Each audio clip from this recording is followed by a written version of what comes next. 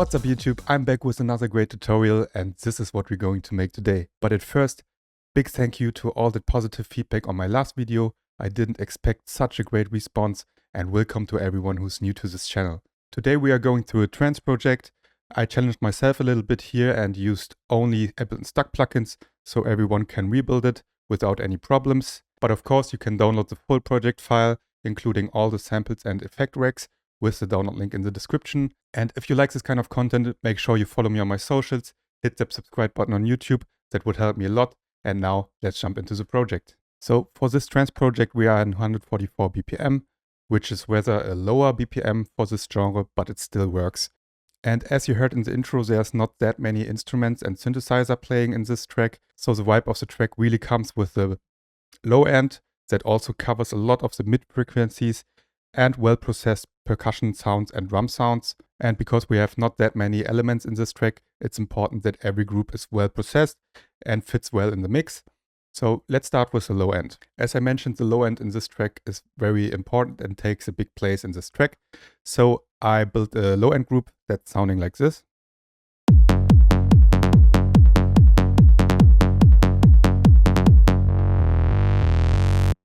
So we have a very punchy and subby kick and the typical offbeat trance bass line. And I did a little transition with the low end, sounding like this. So it blends one section into another, which is quite cool, I think. I created a very basic kick. It's almost a pitched sine wave with a very subtle click on top of it. It sounds like this. And the length of the kick is exactly 1/8 note. And that's perfect because the bass line is playing the second 8th note in this track. Did a little bit of processing for the kick. I started with the EQ with a low pass filter on 30 Hz to get rid of that unnecessary frequencies.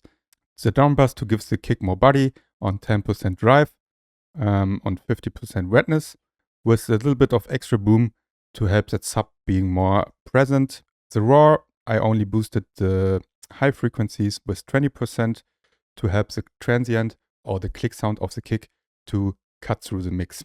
Here around 70% of wetness, and of course a utility on mono to avoid any phase issues. So for the bass line, we have that typical offbeat trance bass line. So there's one bass note after each kick, and I splitted the bass line in 3 layers here. Why I splitted the bass line in 3 layers? Because I want to have more controls over each frequency of the bass line. For example, I want to use another synthesizer for the sub, like I did for the top bass line. So let's start with the top bass layer. It's sounding like this.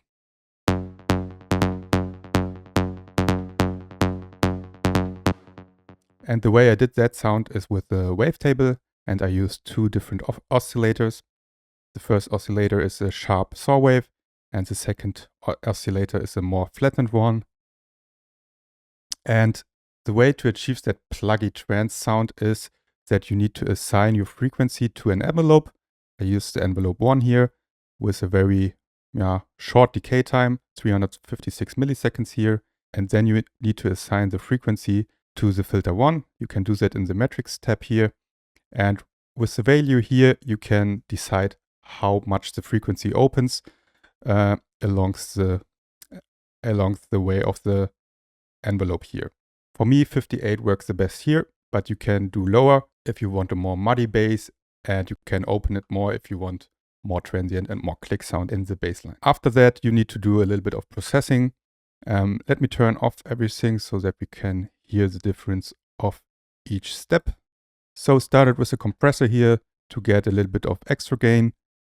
And don't forget to use the sidechain filter to tell the compressor we want only compress the frequencies above 125 Hz.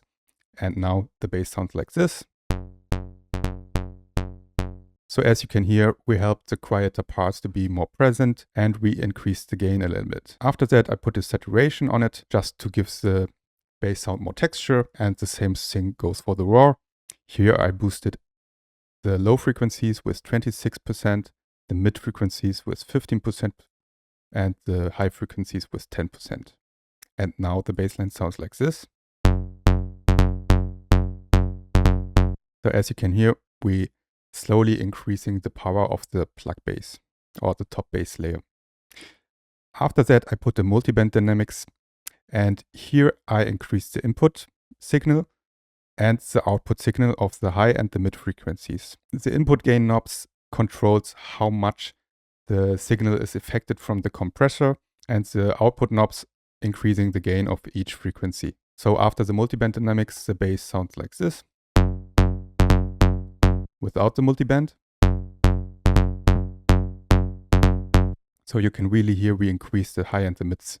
After that, I put a delay to add stereo information to the bassline, just to give the listener a more wide feeling.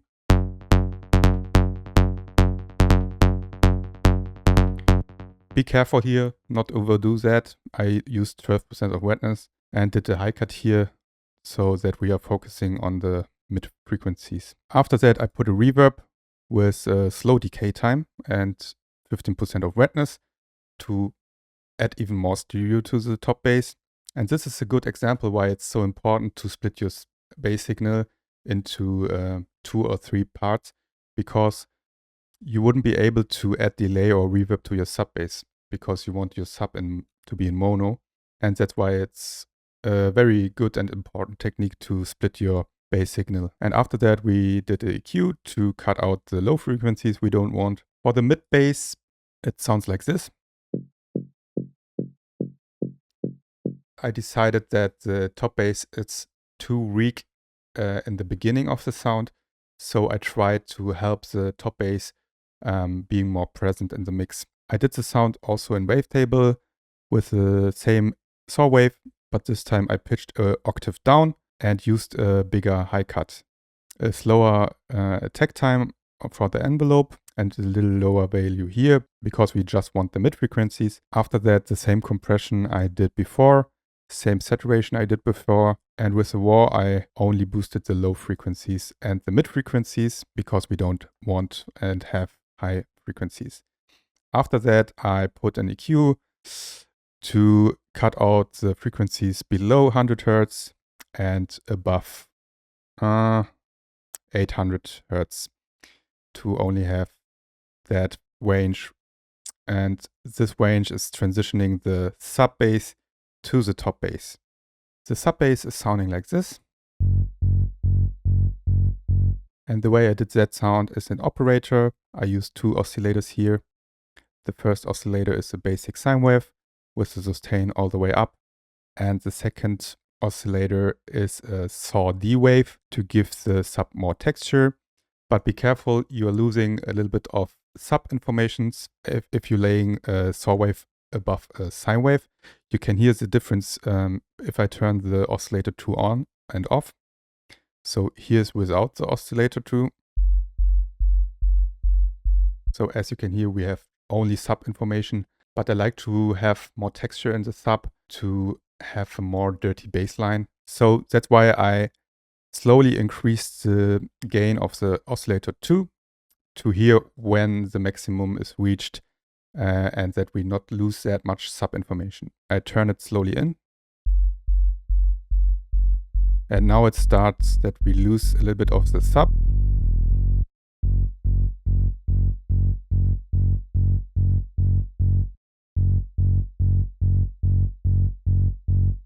But as you can see here, we still have enough low frequencies.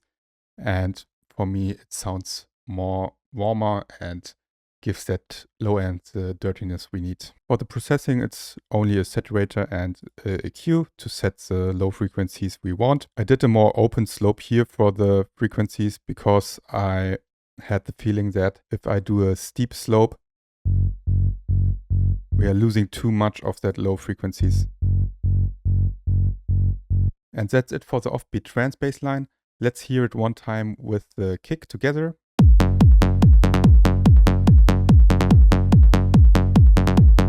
So as you can hear, it's sounding very powerful because we have so much control over the different frequencies of the sound. One thing I noticed when I was listening to the reference track is that there was something more gritty and textured layer to the sound, maybe another layer. So I did another bass layer sounding like this.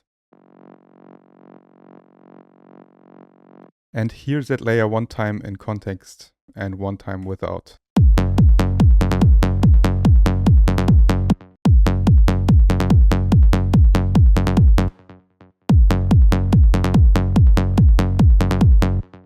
hear how much warmth and dirtiness it gives to the low end. Later I used that layer to do the transition. It's sounding like this. But be careful, because we already have 3 bass layers, to not overdo the low end. And the way I did the bass Atmos sound is in melt. I used only one basic shape oscillator here, pitch 1 octave down, increase the shape and the tone. For the EQ, I focused only on the mids and did the sidechain compression to the kick to not reduce the power of the kick with that, and a utility at the end. And now the low end sounds like this. And one last thing, on the low end group, I put a glue compressor to stick all the layers together to help the quieter parts be more loud and to duck the louder parts a little bit. And don't forget the sidechain filter. I put it on 169 Hz here. Always use your ears when you play around with this knob, but if you don't use the sidechain filter, you will kill your mix, so it's a very important step. Do a long attack time and a short release time, and reduce the threshold until your needle is around 0 and 5 dB.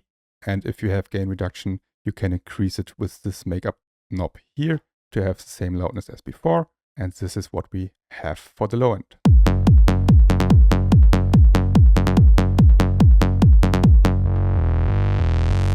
So the next group is the drum group.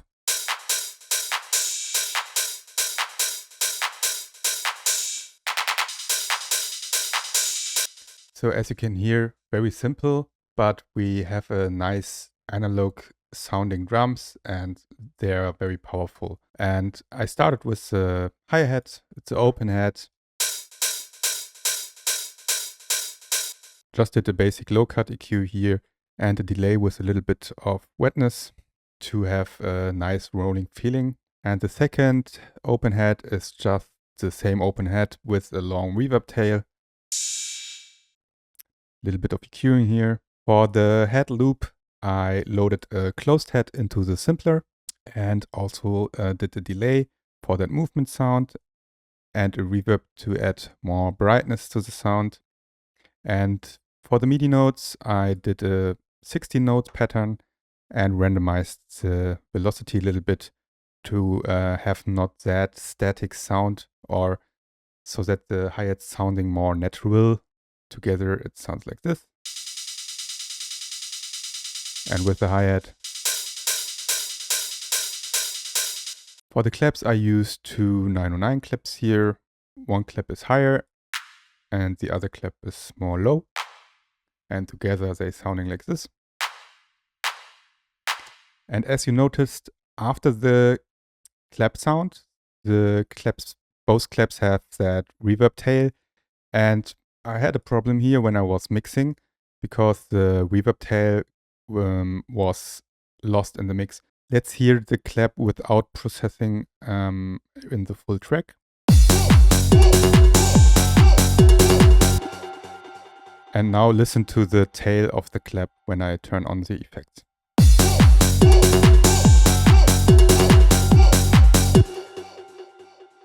So you can hear that the reverb tail of the clap is now able to come through the mix. So the way I did that is with the compressor on the expand mode. That means every time our threshold is reached, the gain is not reduced, but expanded. So we need to tell the compressor, you don't need to work here, but please increase the sound after the first part. So what I did is I looked where the main part of the clap is playing. So as you can see at the bottom, we are at 33 milliseconds. So I put the attack on 33 milliseconds and a long release time, because we want everything after 33 seconds to be increased by the compressor. Let's hear the clap without the compressor and with. So as you can see here, we're increasing the part after the transient and then slowly smoothing it out. And after that, I put a reverb to even increase the reverb tail. And I took out a little bit of that high frequencies here. Important step for the drum section, because here because with the open head was the same problem as with the reverb tail of the clap, because the open head was lost in the mix. So I put a drum bus on the whole drum group to help the drums cutting through the mix. And we can hear the drums one time without the drum bass. Listen to the open head without the drum bus and with the drum bus. Without and with.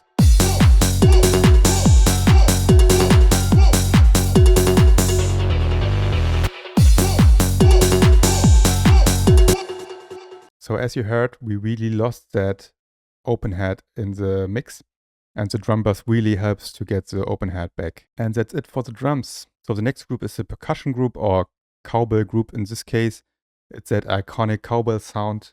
And to be honest, a real and full sounding cowbell sample was not easy to make.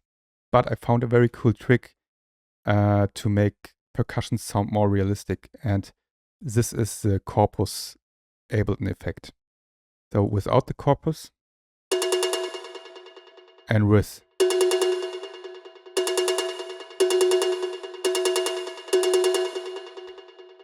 Did you hear that? It sounds so much more realistic. And I used the string mode here and put a delay after it and reverb to give more stereo, and EQ with a little bit of gain reduction in the mid-high area. The second cowbell sounding like this, to add more variation to the cowbell and fill the background or the quieter parts a little bit. And yeah, the cowbells together sounding like this.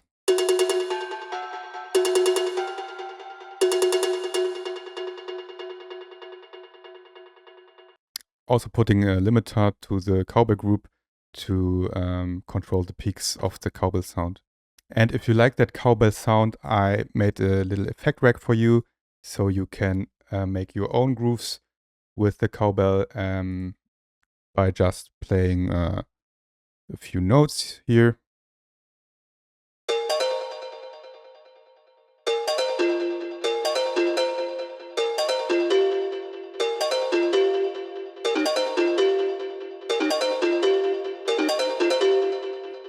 And by the way, if you want to use all the samples and effect racks I'm using here in this project, you can download the full project file with the download link in the description.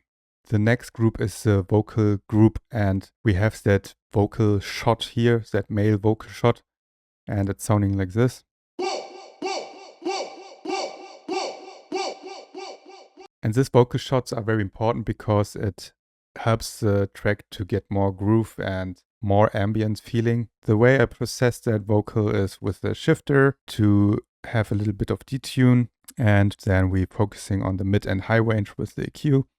After that, I put a delay and a reverb for that stereo feeling, and after the delay and the reverb, another EQ, because as you know, the reverb also adding low-end informations. After that, I did another shifter, but only to automate the pitch later in the track. Let's hear the vocals in the full track.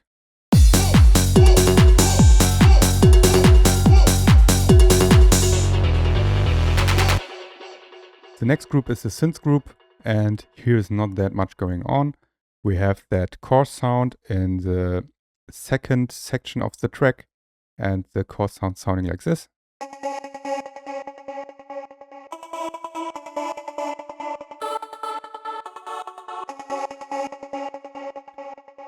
So it's a really nice core sound, and the way I did that is with Simpler. I loaded a core node, did a little bit of gain reduction here because the sample was very loud, and after that I did a reverb with a long decay time to help the sound being present from one node to the other. Also increased the gain with the compressor and the echo defect. I used both here to just have as much stereo as possible. Made a Trance gate with the shaper tool. So we have two notes in the first half and one note is playing in the second half, and that causes that rolling trance feeling.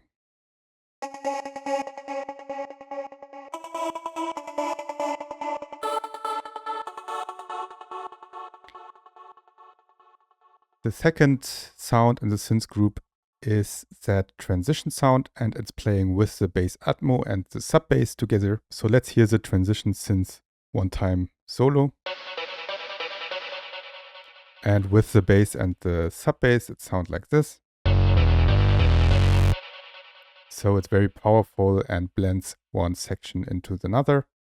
And the way I did that synth is with Wavetable. I played around with the different Wavetable settings here, and I found a nice distortion pattern. Yeah, did a low cut here and a little bit of a high cut. Basic delay and reverb after it, and EQ to set the frequency range we want. And I had the feeling that there was missing more dirtiness in the transition section, so I decided to add a little bit of noise, sounding like this. And together. And in the full track.